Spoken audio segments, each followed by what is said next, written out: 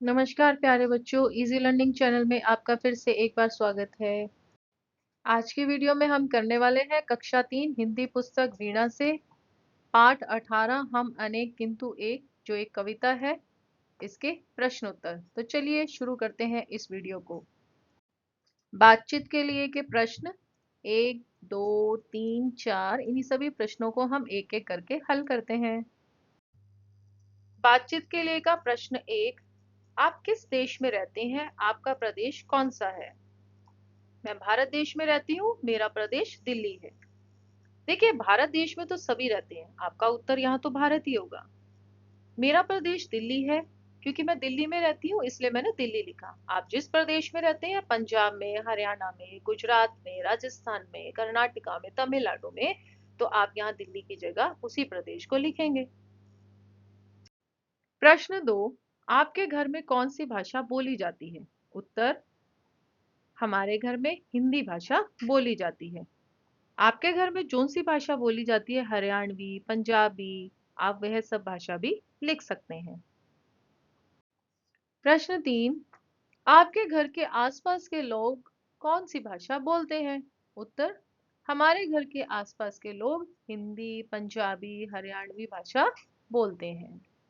आपके घर के आसपास कौन सी भाषा बोली जाती है? आपके पड़ोसी, तो आप उनकी भाषा यहाँ लिख सकते हैं।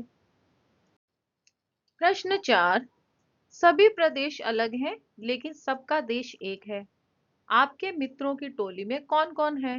देखिए, टोली बोलते हैं समूह को। जो हमारे मित्र हैं, जरूरी नहीं है हम दिल्ली से हैं तो वह भी दिल्ली से हो, हम पंजाब से हैं तो वह भी पंजाब से हो। मित्रों की टोली में जो आपके मित्र हैं, समूह में जो आपके टोली में आपका जो फ्रेंड्स ग्रुप है, उसमें जो भी आपका मित्र है, आप यह देख के नहीं बनाते कि वे कौन सा प्रदेश का है। वे किसी भी प्रदेश का हो सकता है। तो आपकी जो टोली में जो आपके मित्र हैं, वे किसी भी प्रदेश से संबंध रख सकते हैं, तो आप उनके यहाँ नाम लिख सकते हैं। जैसे मैंने लिखा कि हमारे मित्र व सहेली, जो मेरी सहेली है, मैंने उनके नाम लिखे हैं, वानी, आरुषि, दिव्या और गीता। आपके जो मित्र हैं, वह चाहे किसी भी प्रदेश के हों, कोई भी बोली बोलते हो, मित्र तो मित्र ही हैं और उन्हीं से आपकी टोली है, तो आप अपने मित्रों के नाम यहाँ लिख सकते हैं। चलिए अब करते हैं सोचिए और लिखिए के प्रश्न। इसके 3 प्रश्न है, 1, 2, 3, तीनों को एक एक करके हल करते हैं। सोचिए और लिखिए का पहला प्रश्न, हम अनेक हैं किंतु एक हैं, उदाहरण देकर इस बात को समझाइए।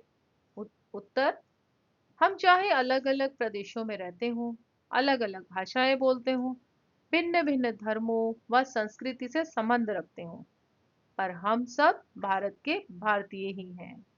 हम सब अलग होकर भी एक ही हैं। ये जो उदाहरण है कि हम अलग अलग धर्म के हैं, अलग अलग भाषाएं बोलते हो, पर हम सब भारत के भारतीय ही हैं। हम भारत के ही देशवासी हैं। देखने में चाहे अलग हो, पर हम सभी एक ही हैं। इसलिए कवि ने भी यहाँ लिखा है, हम अनेक हैं किंतु एक हैं। प्रश्न 2, कविता में भारत के विविध रूप रंग के बारे में बताया गया है। विविध रूप रंग का क्या अर्थ है? उत्तर, कविता में भारत के विविध रूप रंग का अर्थ है कि अलग अलग वेशभूषा, पहनावा, जैसे काला है, गोरा है आदि त्वचा का रंग से है। प्रश्न 3, चल रहे मिला कदम, इस पंक्ति में किन के कदम मिलाकर चलने की बात कही गई है? उत्तर, चल रहे मिला कदम इस पंक्ति में देशवासियों के कदम से कदम मिलाकर एक साथ चलने की बात कही गई है। चलिए अब करते हैं शब्दों का खेल। प्रश्न 1, कविता से समान ध्वनि वाले शब्द छांटकर लिखिए। हमें कविता से ही छांटकर शब्दों को लिखना है जो समान ध्वनि वाले हों, जैसे प्रदेश, देश, वेश, रंग, अंग, हम, कदम, बोलियां, टोलियां। प्रश्न 2, समान ध्वनि वाले कुछ शब्द अपने मन से लिखिए। हमें दिया गया है पहला बोली। बोली से हमने बनाया होली, झोली, रोली, टोली। अब है एक। एक से बनाया विवेक, अनेक, अभिषेक, प्रत्येक, राग, जाग, आग, नाग, भाग। इस तरह से आप और भी बना सकते हैं। प्रश्न 3, भूमि शब्द जोड़कर नए शब्द बनाइए। देखिए यहाँ एक भूमि शब्द दिया गया है, हम उनसे शब्द बना रहे हैं। जैसे हमने भूमि रण जोड़ दिया, इसमें तो क्या बना, रणभूमि। इस तरह से पितृ और भूमि को जोड़ा तो क्या बना, पितृभूमि। इस तरह से मातृभूमि को जोड़ा, मातृभूमि। यहाँ हमें कुछ और शब्द भी बनाने हैं, बनाकर उनको लिखना है। तो हमने बनाया जन्मभूमि, देवभूमि, रंगभूमि, कर्मभूमि, युद्ध भूमि। समझिए और लिखिए से प्रश्न 1, कविता की पंक्तियां पूरी कीजिए। या कविता की कुछ पंक्तियां दी गई हैं जो अधूरी हैं, हमें इन्हें पूरा करना है। तो चलिए पूरा करते हैं। है कई प्रदेश के किंतु एक देश के, विविध रूप रंग है भारत के अंग हैं, भारतीय वेश एक हम अनेक किंतु एक। बोलियां हजार हैं, टोलियां हजार हैं, कंठ भी अनेक हैं, राग भी अनेक हैं, किंतु गीत बोल एक हम अनेक किंतु एक मातृभूमि है, एक पितृभूमि है, एक भारतीय हम, चल रहे मिला कदम लक्ष्य के समक्ष एक, हम अनेक किंतु एक। प्रश्न 2, सही अर्थ की जोड़ी बनाकर लिखिए।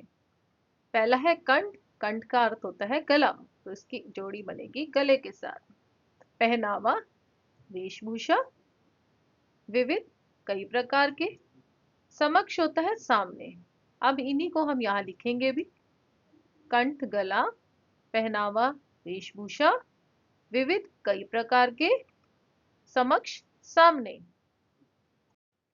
प्रश्न 3, सही अर्थ वाले वाक्य पर सही का चिन्ह लगाइए। पहला है भारतीय वेश एक का अर्थ है सभी भारतीयों का एक ही पहनावा है। दूसरा, भारत में अनेक प्रकार की वेशभूषा है लेकिन सभी भारतीय एक हैं। तो उत्तर हो गया दूसरा। ख भाग देखिए, बोलियां हजार हैं में हजार का अर्थ है बहुत सारी बोलियां हैं या हजार बोलियां हैं।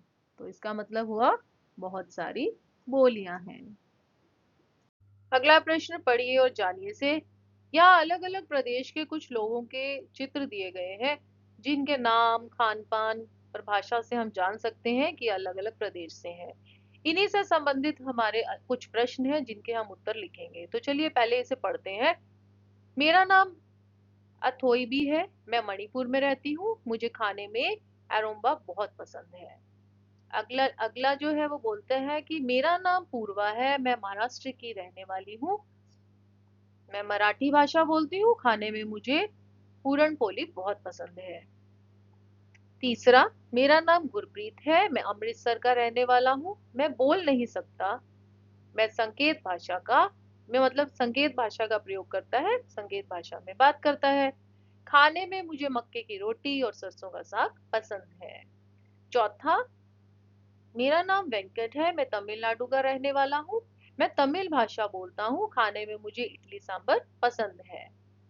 पांचवा, नाम मेरा हंसा है, मैं गुजरात की रहने वाली हूँ, मुझे गरबा डांडिया नृत्य बहुत पसंद है, मुझे खाने में ढोकला खांडवी पसंद है। अंतिम, मैं यास्मीन हूँ, मैं लक्षद्वीप की रहने वाली हूँ, मुझे कदलक्का मिठाई बहुत पसंद है। तो चलिए अब देखते हैं इसी से संबंधित कुछ प्रश्न।